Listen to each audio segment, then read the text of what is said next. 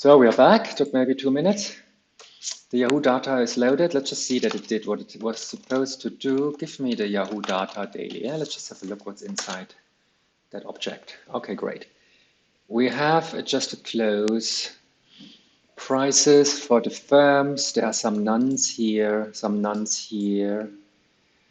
And it goes up to, that should be yesterday. All right, then we got also volume, but there's much more. There are 300 columns. 300 columns, right. And these are roughly 40 firms. So there's a lot of information. For now, I just need the price, the adjusted price, adjusted close. So, let's just have a quick look into that pandas frame. Yahoo data daily.describe.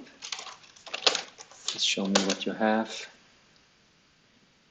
Okay, you see we have different number of observations per firm. We have to get that in order. All right, and that's some statistics on the price information.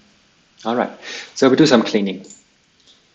Okay, for the cleaning we make an extra video.